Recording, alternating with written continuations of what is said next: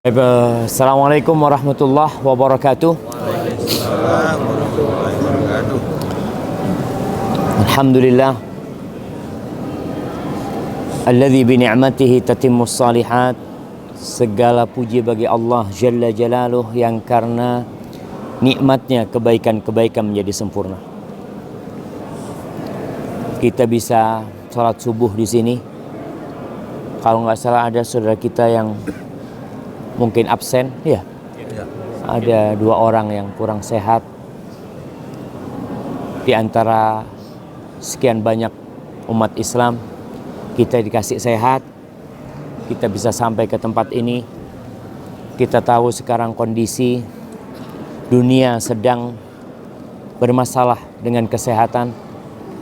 Jangan lupa tiap hari untuk berdoa, minta kesehatan. Nabi SAW pagi dan petang gak berhenti minta kesehatan.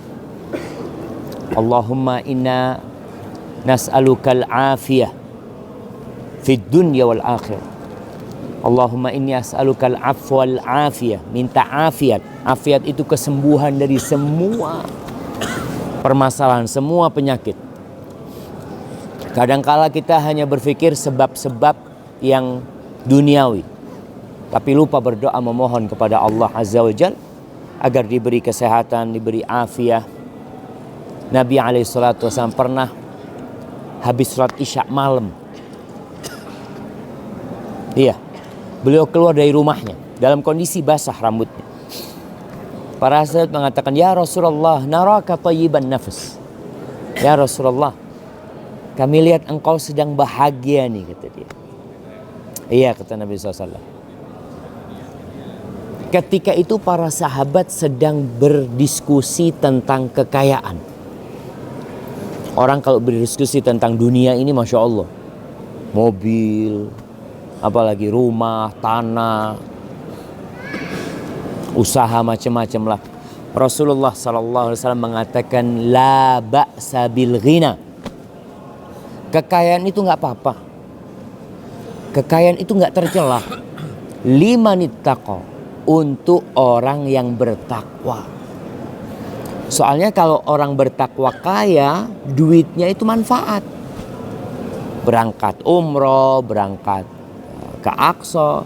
Tapi kalau orang kaya nggak bertakwa, kira-kira jalan-jalannya kemana? Maka ke tempat-tempat maksiat.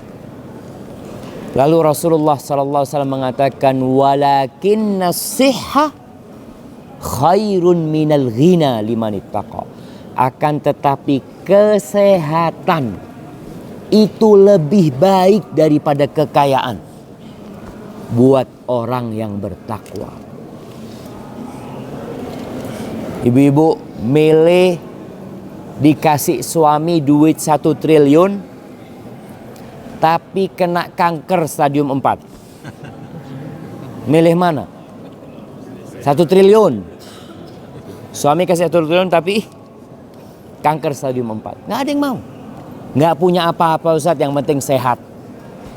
Itu nikmat. Makanya Rasul SAW ketika mengatakan tentang dunia dan isinya, ternyata dunia dan isinya cukup dengan 3 hal. Apa kata Nabi SAW? Man asbaha minkum aminan fi sirbihi, mu'afan fi jasadihi, indahu qutu yaumihi, faka'annama hizat lahu dunya bihadafiriha. Barang siapa yang merasa aman, aman nih, nikmat yang pertama, aman di dirinya, di keluarganya aman. Yang kedua, sehat badannya. Yang ketiga, punya yang dia makan hari itu, bukan besok. Nih bapak-bapak insya Allah punya yang dimakan sampai tahun depan. Ini orang hanya punya makanan hari itu saja. Indahu qutu yaumi. Apa yang terjadi? Seakan-akan dunia dan isinya milik dia. Subhanallah. Makanya kalau bicara, yang pertama nikmat aman, yang kedua nikmat sehat, baru makan. Ada orang kaya raya aman tapi nggak sehat. Kira-kira apa yang dia makan? Nasi putih dikit sama telur rebus. Pernah lihat kuli bangunan makan? Masya Allah jamaah, itu yang namanya warteg. Itu sampai kayak gunung. Kita seperempat, ya Allah kata. Itu nikmat sehat, bukan nikmat harta. Karena ada orang kaya raya makannya satu piring. Ya sama lah, semua orang satu piring lah jamaah.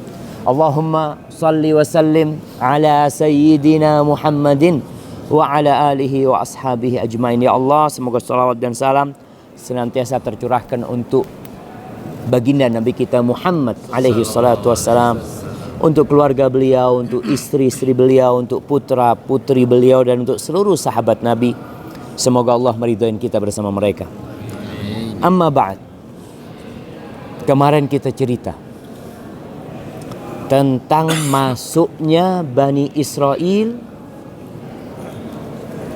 ke Urshalim.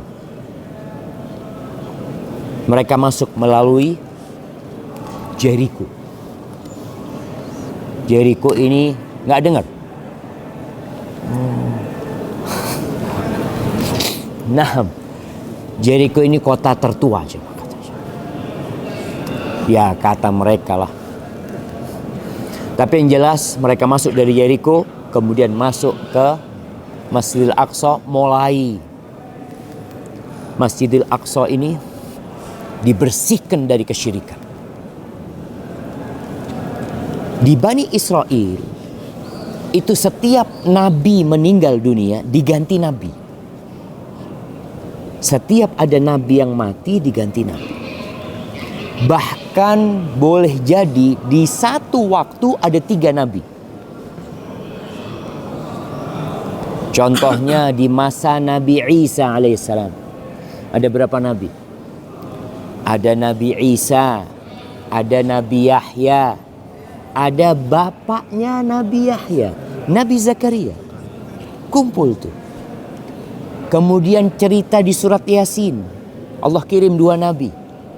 Fa'azzaznahu bi thalithin, lalu kami kirim yang ketiga. Sedangkan setelah Nabi Muhammad SAW nggak ada nabi, yang ada pewaris para nabi, yaitu para ulama. Kemudian jamaah, Bani Israel memakmurkan Masjidil Aqsa. Namun tidak berlangsung lama. Di zamannya Nabi Daud alaihissalam dan Nabi Sulaiman itu puncak kemakmuran Masjidil Aqsa. Bagaimana tidak? Yaman itu takluk dengan Nabi Sulaiman. Yaman. Kira-kira Yaman dari sini berapa kilo ya? Insya Allah mungkin 2000 lebih lah. Iya, Yaman itu takluk. Sabak, bagaimana Ratu Balqis yang di sana takluk sama Nabi Sulaiman. Dimanapun, Insya Allah. Nabi Sulaiman kalau mau berangkat itu pakai angin jemaah. Jadi kendaraannya berangkat sama. Di antara pasukan Nabi Sulaiman itu jin. Nabi Sulaiman disebutkan riwayat-riwayat Israiliyat yang kata Ibnu Katsir, ya diceritakan. Tidak perlu dipercayain dan tidak perlu didustakan. Bisa jadi itu benar. Setiap hari di Masjidil Aqsa ini tumbuh pohon. Kemudian Nabi Sulaiman bertanya, kamu pohon apa? Nyebutkan namanya. Untuk apa engkau diciptakan? Kata dia, untuk obat. Kalau untuk obat ya sudah, diperuntukkan obat. Tapi kalau untuk ditanam, ditanam di tempat-tempat yang memang layak untuk ditanamin pepohonan tersebut. Suatu hari tumbuh pohon. Ditanya sama Nabi Sulaiman, Mas Muki, siapa namamu? Al-Kharubah. Namaku kebinasaan, kehancuran. Engkau diciptakan untuk apa? Untuk kehancuran masjid ini. Subhanallah. Akhirnya ada beberapa riwayat kalau Nabi Sulaiman menjadikan pohon itu sebagai tongkatnya. Nabi Sulaiman memohon kepada Allah, kalau aku mati, jangan sampai jin itu tahu.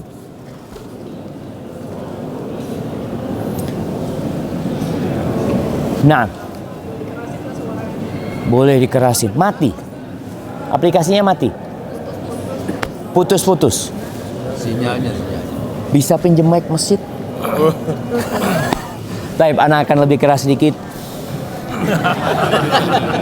Ustadznya dikasih air. Mana airnya kita orang Mustafa? Insya Allah. Bismillah.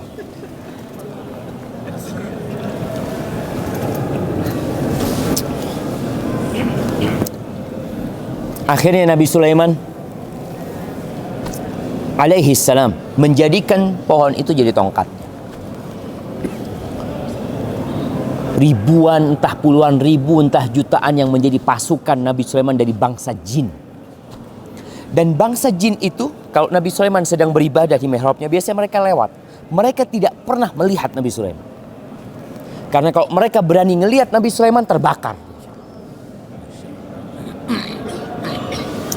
Maka mereka terus lewat. Nabi Sulaiman sudah meninggal dunia. Dalam kondisi beribadah beliau dengan tongkatnya, beliau meninggal dunia. Itu jin lewat gak berani ngelihat. Setahun ternyata. Setelah Nabi Sulaiman jatuh dari tongkatnya, kalau ini cerita diceritakan dalam Al-Quranul Karim. Apa kata Allah? Lau kanu ya'lamunal ghaib. Kalau mereka tahu dengan yang gaib. Jin ini tidak tahu dengan yang gaib. Kalau mereka tahu dengan yang gaib, mereka tidak akan tersiksa selama 1 tahun. Mereka terus bekerja karena takut sama Nabi Sulaiman. Ketika Nabi Sulaiman jatuh dari tongkatnya, mereka baru tahu kalau Nabi Sulaiman alaihissalam sudah meninggal dunia. Berapa lama Nabi Sulaiman meninggal dunia? Disebutkan dalam riwayat itu, jin ini mengambil aradah. Aradah itu apa jemaah? Rayap. Rayap itu diambil, yang makan tongkatnya Nabi Sulaiman diambil, kemudian ditaruh di kayu. Dilihat berapa lama kayu ini habis. Ternyata 1 tahun. Wah, mereka terima kasih kepada rayap ini. Disebutkan riwayat-riwayat Israiliyat, bukan riwayat Israel, ada mauquf kepada seorang sahabat, bahwasanya jin ketika itu ingin berterima kasih kepada rayap. Maka dia bertanya kepada rayap, kamu itu maunya apa? Mereka, kalau engkau mau makanan, kita kasih makanan. Mereka mengatakan rayap ini maunya air sama tanah. Makanya kalau kita lihat di tempat-tempat itu ada tanah. Rayap di tempat yang tidak ada tanah bisa ada tanah. Disebutkan dalam riwayat tersebut, itu kiriman dari jin. Benar apa enggak? Wallahu a'lam bissawab. Baik, setelah cerita Nabi Sulaiman, anak Nabi Sulaiman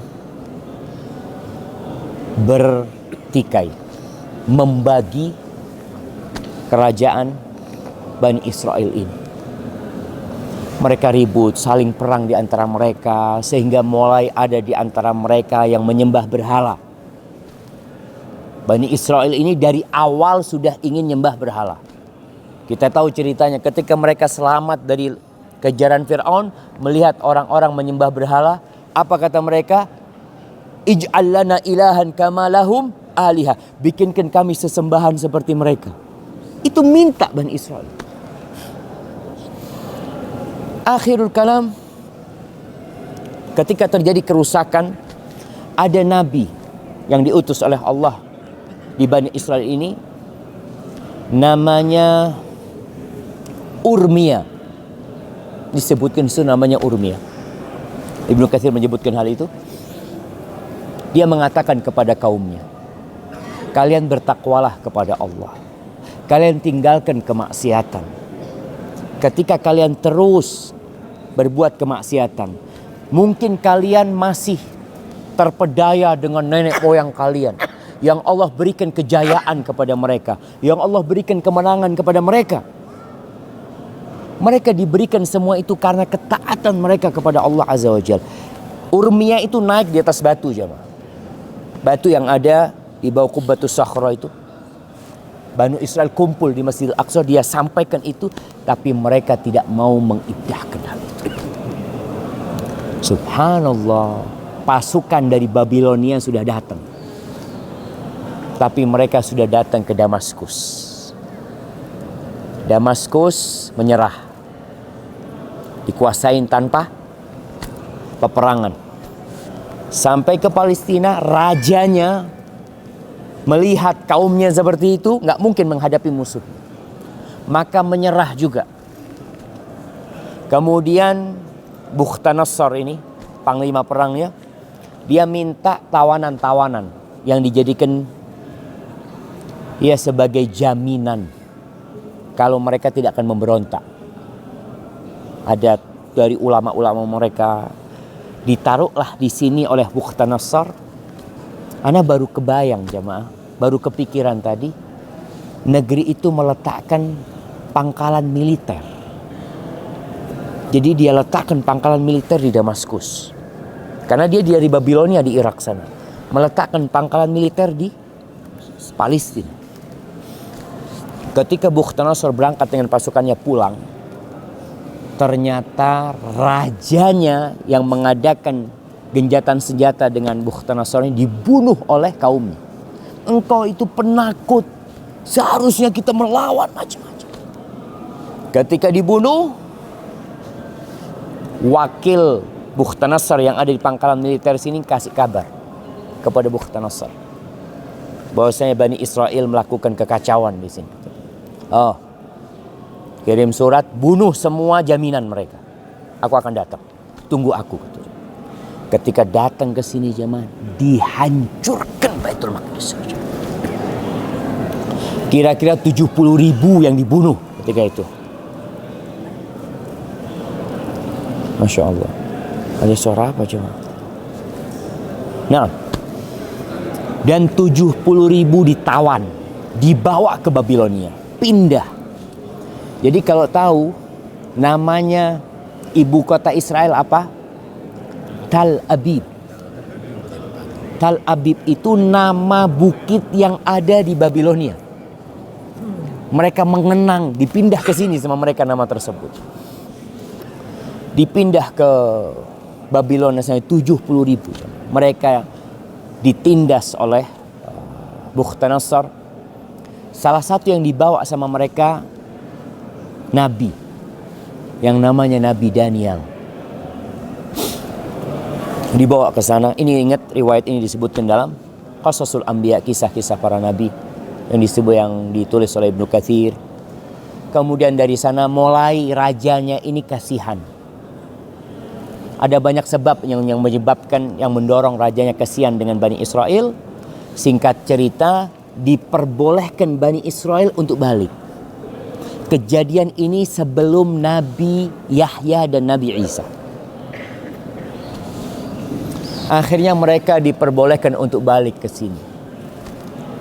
Baliklah ke sini. Ada yang lupa dari jamaah. Ketika dihancurkan Yerusalem ini, Bukhtanasar melihat ada satu orang yang dipenjara. Dia lihat, kenapa engkau dipenjara? Apa pelaku kriminal? Kata dia, yang dipenjara itu adalah Urmiyah, nabinya yang dipenjara. Dia cerita, aku sudah mewanti-wanti mereka agar mereka taat kepada Allah Azza wa Jalla, tapi mereka tidak mendengarkan aku, kata dia. Akhirnya sama Bukhtanasar dibiarkan nabi ini. Tidak dibawa ke Babilonia. Negeri ini hancur. Urmiyah mengatakan kepada orang-orang sepuh, orang-orang tua, orang-orang lemah yang ada di Yerusalem untuk memakmurkan kembali, untuk tetap tinggal di sini. Ini bumi yang disucikan. Tapi kata mereka, kata dia, ada apa tinggal di tempat ini? Gak ada apa-apa di sini, kata dia. Akhirnya mereka pindah. mereka meninggalkan Yerusalem. Setelah itu terjadi pembangunan. Ini ceritanya di dalam surat Al-Isra. Allah Azza wa Jalla berfirman di ayat keempat dan selanjutnya, wa qadayna ila bani Israila fil kitab la tufsidunna fil ardi marratain wa la ta'lunna 'uluwan kabira. Gak kedengaran masih?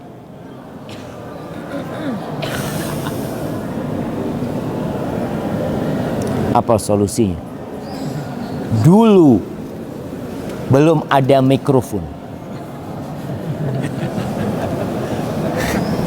Kadangkala Imam Ahmad kalau isi kajian yang hadir itu 5.000. Bagaimana jemaah suara itu bisa tersampaikan ke 5.000 orang? Ada yang ngulangi. Jadi setiap berapa meter Nyambung. iya, iya memang kalau enggak gimana 5.000 orang akan dengar? Yang kedua, di antara yang menyebabkan suara itu bisa sampai dengan jumlah yang banyak itu mihrab. Antum tahu mihrab itu? Mihrab itu memantulkan suara. Kemudian kubah-kubah. Kalau ke Masjid Nabawi akan melihat kubah-kubah kecil. Ada banyak kubah-kubah kecil di Masjid Lama ya. Di daerah Raudhah sana, itu kubahnya kecil-kecil aja. Ternyata itu salah satu sarana untuk memantulkan suara. Siapa yang mau jadi pemindah suara Ustaz? Ana minum lagi jemaah. Oh ini apa? Enggak. Haga kata? Hagi. Enggak di apa? Bukan dikunci. Dia akhirnya telepon lagi, nggak connect. Enggak, kalau ada yang telepon nggak connect jemaah. Soalnya bukan telepon WhatsApp. Iya, pakai WhatsApp bisa nyambung. Nah, tunggu jamaah, ini ada yang Taib, ana matikan. Pakai wifi. Pakai wifi-nya. Tidak bisa dimatiin. Telepon Bisa di airplane, wifi. Di airplane. Tunggu sebentar jamaah.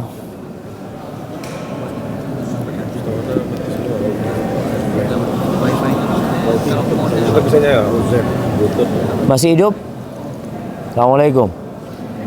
Assalamualaikum. Dengar suaranya. Assalamualaikum. Suaranya? Enggak. Yang aplikasi? Dengar. Mati. Ana hidupin lagi bentar. Bismillah. Oh, internetnya mati jemaah. Hah? Jelek juga ya, Ustaz. Jelek juga. Karena mau cobain. Kalau punya anak. Bagus. Kemarin pakai tidak putus sama sekali. Sudah. Masih mati sebentar. Oke. Ini nih. Udah Ustaz sudah nyambung. Ustaz sudah punya ya. Enggak mati. Terus ini rekam aja.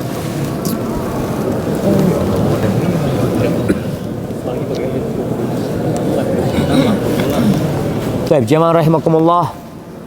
Dengar suaranya. Gini terus.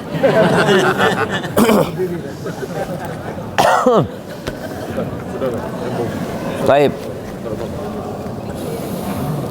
Coba aplikasinya dilihat. Nyambung? Allah Azza wa Jalla, kata Allah, kami telah menetapkan kepada Bani Israel bahwa kalian akan membuat kerusakan di bumi ini 2 kali. Dan benar-benar akan melakukan tindakan-tindakan yang merusak, biadab, Nabi dibunuh sama mereka. Itu dilakukan oleh Bani Israel.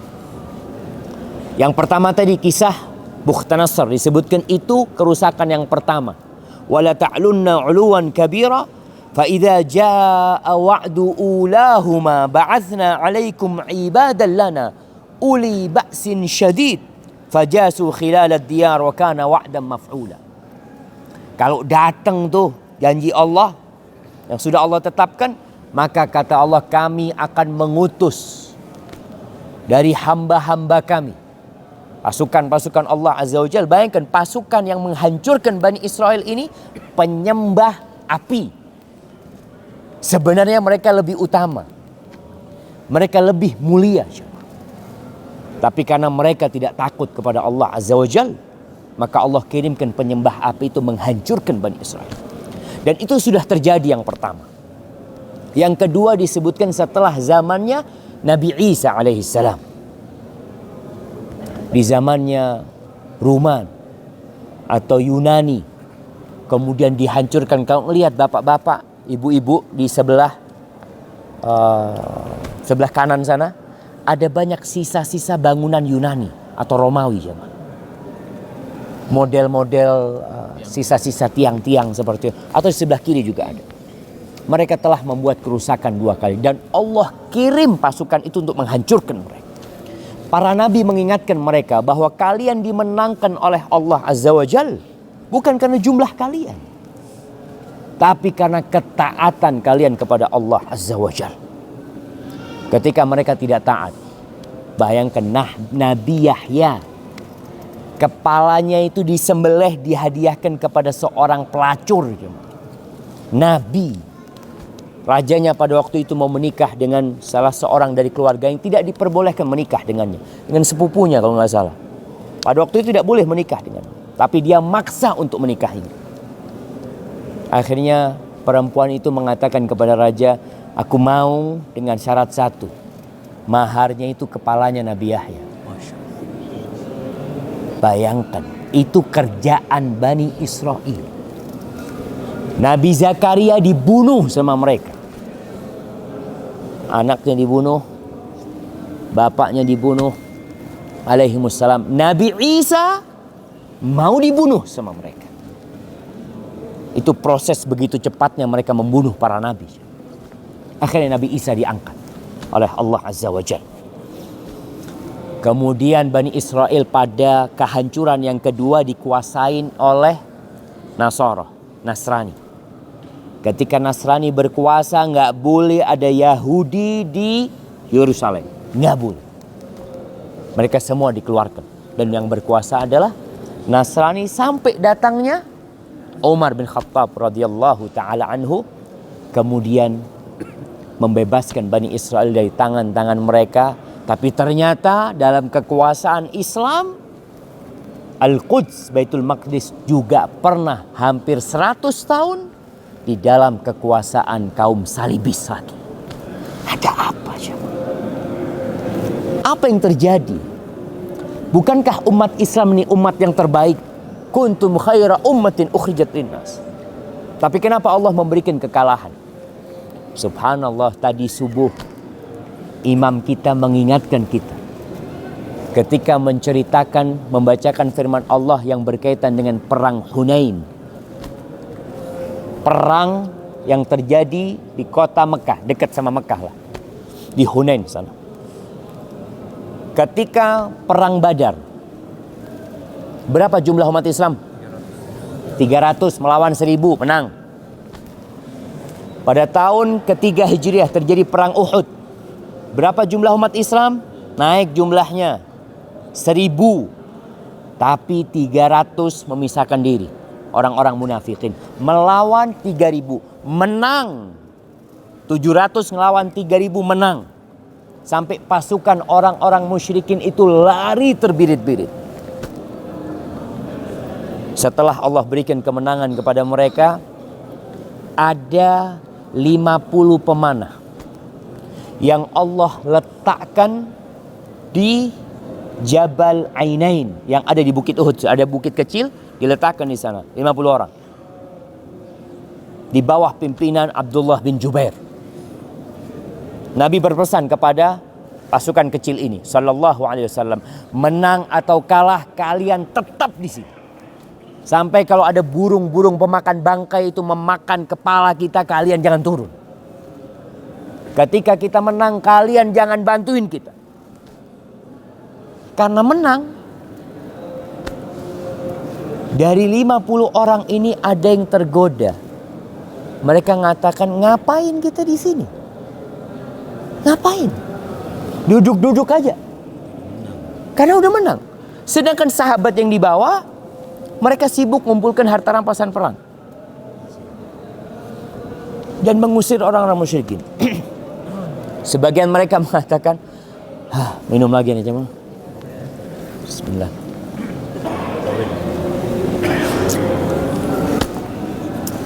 Akhirnya dari 50 orang ini, kira-kira yang turun 35 orang. Abdullah bin Jubair mengatakan, ingat wasiat Rasul sallallahu alaihi wasallam, menang kalah tetap di sini. Mereka berijtihad. Allah mengatakan, minkum man yuridud dunya wa minkum man yuridul akhirah thumma sarafakum anha. Ada yang ingin dunia di antara kalian, ada. Dan ada yang ingin akhirat. Akhirnya kemenangan itu hilang menjadi kekalahan. Gara-gara satu perintah dilanggar, habis. Perang Khandaq 3.000 melawan 10.000. Menang apa kalah? Menang. Apakah mereka menang karena jumlah mereka? Karena persenjataan mereka? Karena Allah Azza wa Jalla yang mengirimkan pasukan. Angin yang memporak-porandakan orang-orang musyrikin. Baik, kemudian tahun ke-8 Hijriah terjadi penaklukan kota Mekah. Itu Rasulullah SAW membawa 10.000 jemaah pasukan datang ke kota Mekah. Selesai menaklukkan kota Mekah, mereka berangkat menuju ke Hunain.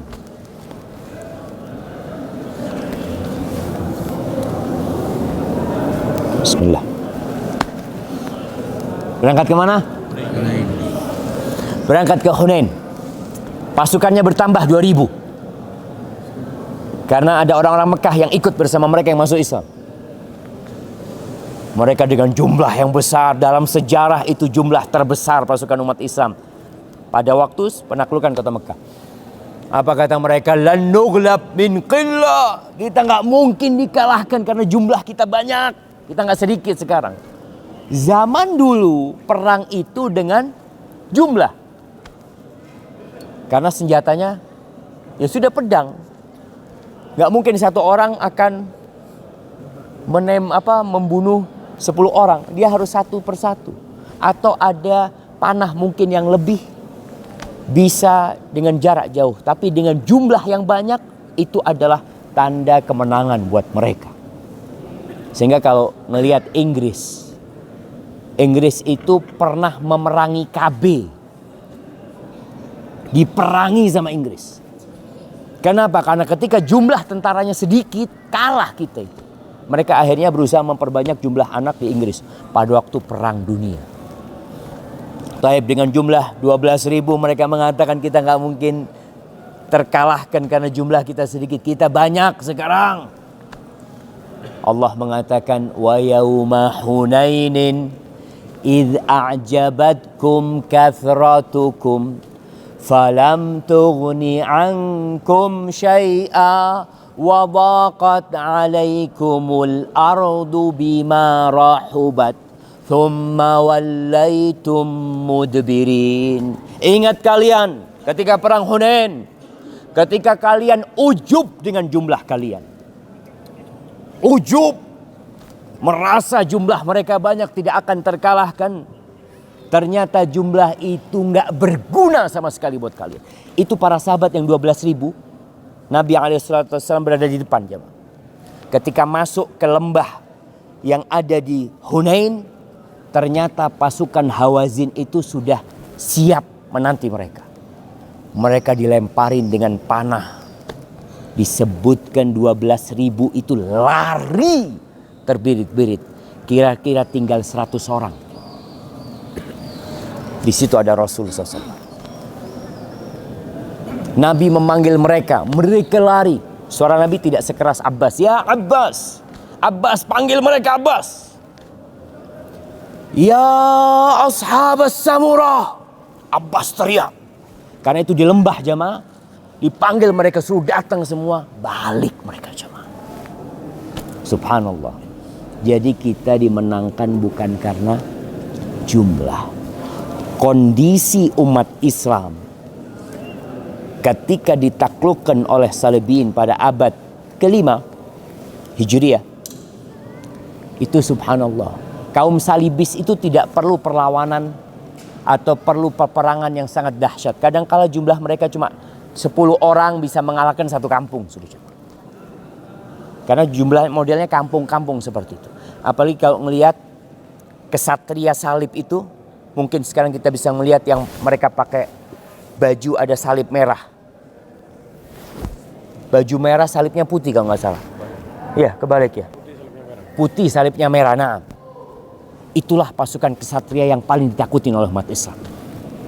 Jadi mereka benar-benar dididik oleh gereja-gereja yang ada di Prancis sana, yang ada di Jerman, yang ada di Eropa sana. Habis umat Islam. Kalah. Kaum Salibis masuk ke sini, bayangkan darah yang ada di Masjidil Aqsa itu sampai setengah betis. Umat Islam berlindung ke dalam masjid dengan harapan tidak dibantai. Kenapa darah itu bisa banyak? Karena mereka disembelih. Itu bayi-bayi ngelihat menara-menara yang ada, bayi-bayi itu dilempar dari atas ya, untuk menunjukkan dendam mereka kepada umat Islam. Hancur. Kenapa? Karena mereka tidak taat sama Allah. Yang namanya pejabat-pejabat negara, khilafahnya khilafah Abbasiyah. Di mana? Ada di Astagfirullahaladzim. Ada di Baghdad, khilafah Abbasiyah. Kemudian kalau lihat Mesir pada waktu itu di bawah kekuasaan Safawiyah atau di bawah kekuasaan Fatimiyah, Syiah Fatimiyah, yang mereka hanya berpikir syahwat, yang namanya kawin mut'ah terus sampai kehidupan mereka. Syiah Fatimiyah ini dalam setahun itu memiliki puluhan perayaan, ya untuk bersenang-senang saja. Mereka lupa dengan tujuan diciptakan mereka. Maka Masjid Aqsa habis hilang. Muncul Salahuddin. Salahuddin membebaskan kembali. Kalau ngelihat ceritanya Salahuddin, subhanallah ya, bagaimana perjuangan dia untuk membuat umat Islam bertakwa. Bukan dengan persenjataan aja. Kajian-kajian ya, ulama-ulama dimuliakan oleh Salahuddin Al-Ayyubi. Awalnya Salahuddin Al-Ayyubi ini gubernur yang ada di Mesir. Dia bersihkan Mesir dari Syiah pada waktu itu. Maka dengan itu Allah memberikan kekuatan kepada umat Islam. Tapi pada awal abad 1918, Palestina, Yerusalem jatuh kembali di tangan orang-orang Salibiyin. Tapi kalau yang dulu Nasoro yang datang, yang sekarang juga Nasoro, tapi di dalam mereka ada Yahudi. Seharusnya orang Nasrani itu benci sama orang Yahudi. Kenapa? Nabinya dibunuh. Nabinya dibunuh. Kok bisa sekarang mereka bangga pakai salib? Padahal salib itu lambang penindasan buat mereka. Nabinya dibunuh sama orang-orang Yahudi. Itu kan menurut mereka. Menurut kita Nabi Isa diangkat oleh Allah Azza wa Jalla. Jadi orang-orang Nasrani ini termasuk orang-orang yang tersesat. Mereka Inggris ketika datang ke tempat ini pada tahun 1948 sudah meletakkan pemukiman-pemukiman Yahudi, membangun koloni-koloni buat mereka. Kemudian Inggris meninggalkan Palestina dan Israel langsung mengumumkan adanya negara yang namanya Israel lebih dahulu daripada Palestina. Makanya negara Israel lebih diakui oleh dunia daripada Palestina. Karena Palestina mengumumkan kemerdekaan mereka dan yang mengakui ya hanya negara-negara Muslim pada waktu itu. Sedangkan Amerika langsung mengumumkan bahwasanya mereka mengakui keberadaan negara yang namanya Israel. Ahibati fillah, Allah Azza wa Jalla menceritakan tentang Bani Israel ini. Thumma radatna lakumul karrata alaihim wa amdatnakum bi amwalin wa banin wa ja'alnakum aktsara nafir. Setelah kejadian Bukhtanasar yang dihancurkan, kejadian yang pertama penghancuran, Allah mengembalikan buat Bani Israel kekayaan buat mereka, dikasih harta, dikasih anak, dikasih jumlah yang banyak. Jumlah mereka banyak sekali. In ahsantum ahsantum li anfusikum. Kalau kalian berbuat baik, kebaikan itu balik kepada kalian sendiri. Nih kita harus tahu. Kalau kita berbuat baik, kita kasih fakir miskin, kita bangun masjid, sebenarnya kita sedang membantu diri kita sendiri. Makanya sebagian sahabat itu kalau ngelihat ada fakir miskin minta-minta sama dia bilang alhamdulillah yang dikirim untuk mengambil uang mereka. Dikirim, ini uangnya mereka, haknya mereka. Allah mengatakan in ahsantum ahsantum li anfusikum wa in asatum falaha fa idza jaa wa'dul akhirati liyasu'u wujuhakum wa liyadkhulul masjida kama dakhaluhu awwala marrah wa liyutabbiru ma 'alau tadbira. Tapi kalau mereka membuat kerusakan, maka Allah akan kirim lagi pasukan yang akan menghancurkan Yerusalem. Dan itu sudah terjadi. Asa rabbukum ayyarhamakum. Kata Allah, semoga Allah merahmati kalian. Wa in uttum udna. Tapi kalau kalian kembali berbuat dosa, kami akan kembali menghancurkan kalian. Wa ja'alna jahannama lil kafirina hasira. Kami akan jadikan neraka jahanam tempat buat orang-orang kafir. Umat Islam, kita bicara sekarang umat Islam.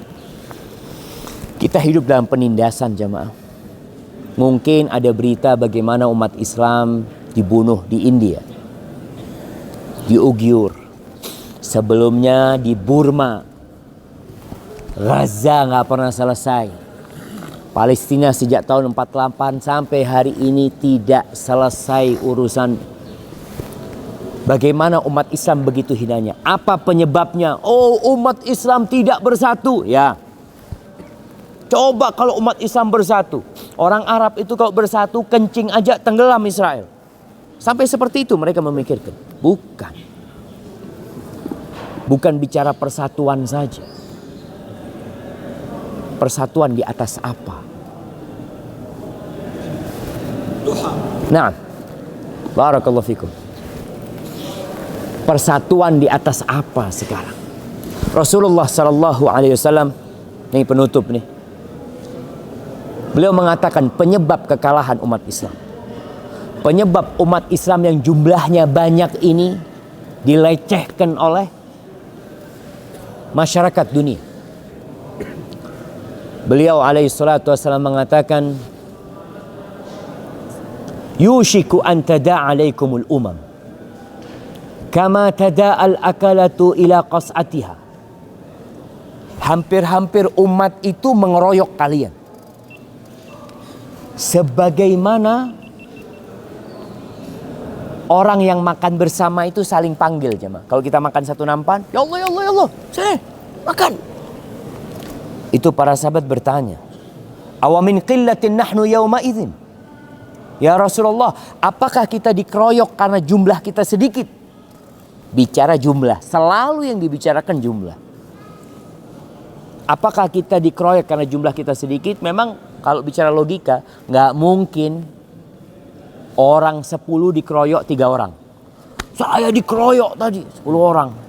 Berapa yang ngeroyok? 3. Kok bisa 3 ngeroyok 10? Maka Nabi SAW, lah, bal antum yawma idzin katsir. Jumlah kalian banyak pada waktu itu. Walakinnakum ghutha'un ka ghutha'is sail. Tapi kalian seperti buih yang diombang-ambingkan oleh banjir, oleh arus itu kadang-kala muncul buih. Kemana buih itu pergi, kemana arus itu bergerak, dia akan bergerak. Dia tidak akan tetap di satu tempat. Wala yanzi'annallah min qulubi aduwikumul mahabata minkum.